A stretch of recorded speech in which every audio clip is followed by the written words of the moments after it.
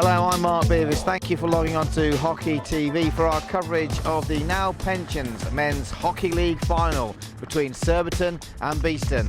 The winner of this match will be crowned champions of England.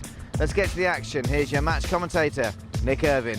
So the final of the now pensions championship boils down to the teams who finished top and runners-up in the league, as Beeston from Nottinghamshire take on Surbiton from Surrey. That Beeston run away with the league is now a matter for record, but this is decided over 70 minutes, and Beeston will not have taken further success for granted. Surbiton, well, they started the season in poor shape, and few would have thought that they would be here today. But their form returned, and here they are, possibly on the verge of their first ever title.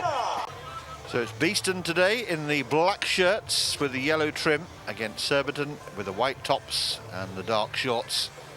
Beeston will be attacking the goal away to our left-hand side, and away we go.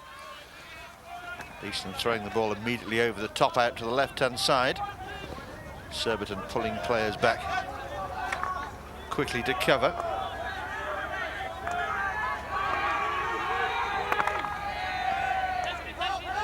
Good crowd in, which is good to see here at the home of Reading Hockey Club. Ball played forward, but out of play. It's great that Dixon's contribution to the game has been recognised this season, Simon, in winning that most valuable player. Usually it's the glory boys, but Dixon always puts in a wonderful shift. Beeston trying to work their way along the baseline there, but Dorsch firmly shut in the end. Beeston's free hit 5 or 6 metres inside the Surbiton half of the field. Ball thrown over the top, and Dixon's got some space. Brings it down quickly and skillfully. A great crossfield area, wasn't it, Nick? Really good vision as it was thrown out diagonally out to the left-hand side, and Dixon had overlapped really well. Beeston winding up, ball played in the circle, chance here, good save by the keeper. Kettle's read that perfectly. It's been fed in hard and it's bobbled into the middle penalty spot area. And as it's just been flipped up at Kettle, he's managed to get a really good body shape, high chest position, so the ball's hit him in the midriff. Dave Kettle, not the biggest of goalkeepers, which means that his positioning and his reflexes have got to be absolutely spot on. Chance here for Beeston. There's the goal. Martin Jones, the goal scorer. No chance this time for Kettle. Beeston are ahead. Yeah, and the ball bobbled loose into the circle. It was a little bit speculative. It was half touches, and as it bobbled through, it was Martin Jones deep in the D who was able to lead onto the loose ball. Here we see it slapped in. Nasty touch there. Martin Jones leading onto it, gets underneath the ball really well and over the top of the advancing Kettle, who could do very little. But Martin Jones in this sort of mood needs no second asking, and he dispatched it past Kettle. And that's seen by Hamish Jampson as a penalty corner. Looking to do the same again here. But it is the slip for Tyndall, and it's a nice routine played back.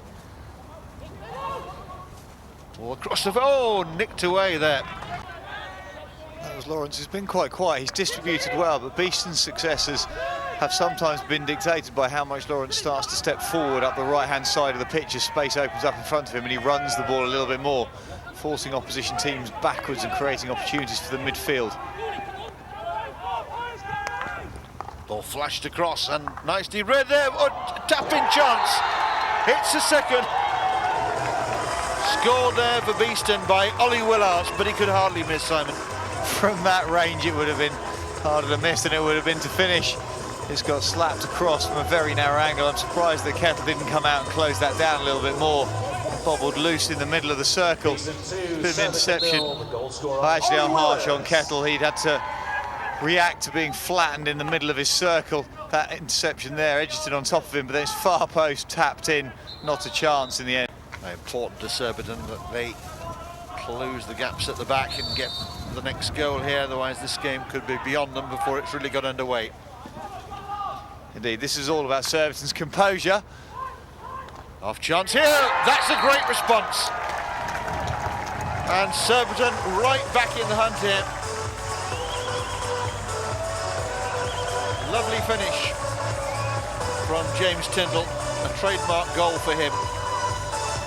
Yeah, the ball's been played into the circle. Tyndall's picked it, and as he rolls away, that's a really hard skill to execute. He's managed to go onto his back foot, his weight's rocking away from goal, and he's not hit it probably as cleanly with the edge as he was wanted, but it's gone past Pinner into the far corner. But Beeston right back at it. The whistle's gone. The whistle's gone. He missed it anyway. Worth mentioning, this is a young Surbiton team, all part of their learning experience here. Just how they control themselves today might have a bearing. There's a chance here, over the line. That's the third goal for Beeston. And again, the ball into the circle, not controlled well by Surbiton. And my goodness, they're being made to pay the penalty here. They are indeed, and it's just loose. Surbiton need to be more precise as it's fed in, and it's just bobbly, and nobody's getting the end of it. Kettle gets his body in reasonable shape, trying to block this up, but it goes over his left shoulder, and he's unable to get trailing left hand to hook it out the goal mouth behind him. Players in this competition are able to play the ball above their heads as long as it's not dangerous. It's another European Hockey League rule. This is great play by Edgerton. He found the defender's foot, which means a penalty corner for Beeston. He's come for Edgerton, who shoots, and Edgerton scores. There's no denying it. Beeston are a team in a rich vein of form, Simon. They are indeed, and the word you'd have to use at the moment is rampant. They're just destroying Surbiton, taking them apart. Surbiton, no consistent possession. And whilst I suggested in earlier questioning that Surbiton might have the capacity to upset this Beeston team, they have not given Surbiton a sniff. So Surbiton will be glad to hear that. It's been a torrid first 35 minutes for them. They trail the experienced Beeston team here by 4-0. So half-time here at Reading. It's Beeston 4, Surbiton 1. So welcome back to Reading. The teams are out on the pitch ready to renew battle at the start of this second half in the Now Pensions Championship final. Beeston in control of the scoreboard. They lead by 4-1. Simon, any way back for Surbiton? Well, I have to say they're going to need to score early.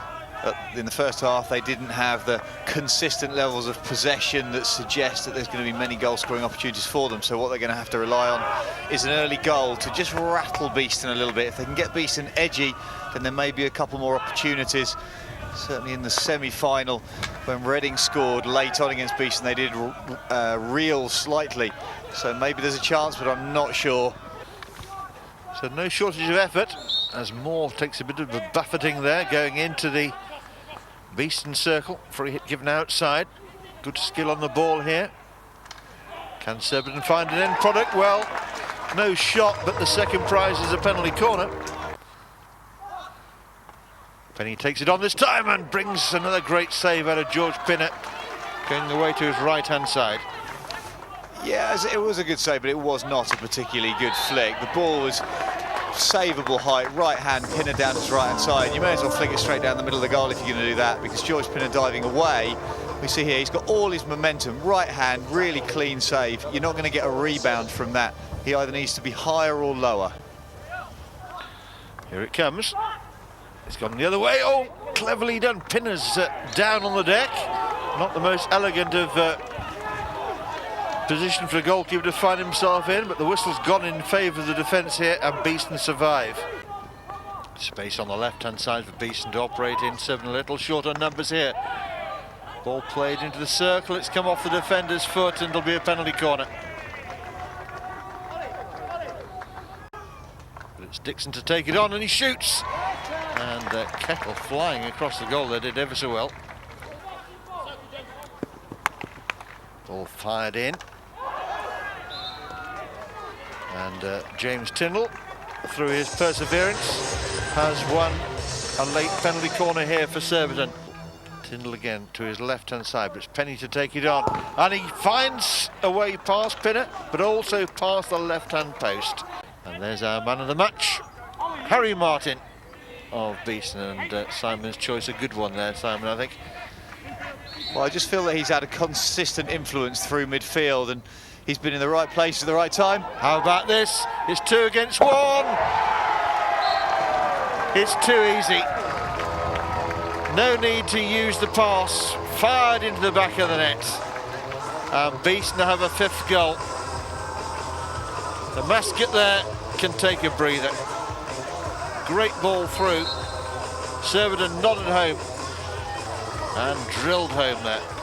Well, Edgerton on that far post, offering the option, but Michael Hall, Craig Boyne even not needing to take it at all as he fired it under Kettle. Kettle completely exposed.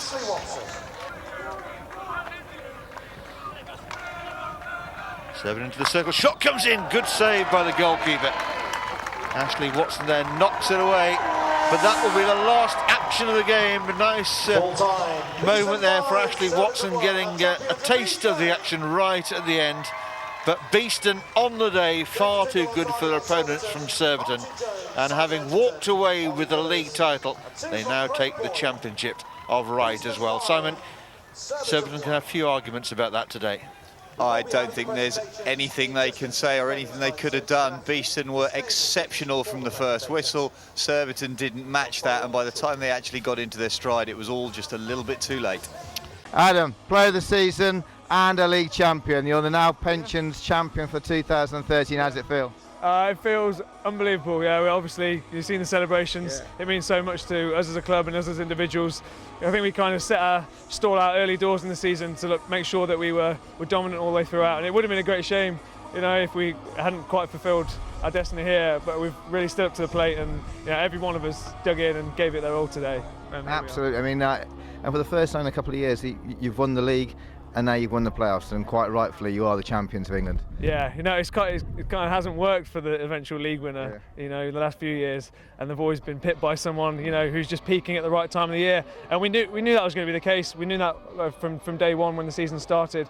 And you know, after what we probably consider quite a disappointing performance yesterday, we gritted it out, and today, you know, I think we showed our class. You certainly did. You beat the second place team 5-1. I mean, that's quite emphatic, really. Yeah, you know, Surbiton are a great side. We knew we had to get on top early, otherwise it was going to be an uphill battle. So you know, we just thought we have to play at an intensity that was going to make them uncomfortable, and one that we know we can play at and we train at consistently week in, week out. And yeah, we went and did that for the first 35 minutes, and I think that was the difference today, the first half. So that was me talking to Adam Dixon just a few moments ago. So Beeston are crowned Now Pensions Men's Hockey League champions 2012-13. Thank you for logging on to Hockey TV. From all of us here in Reading, goodbye.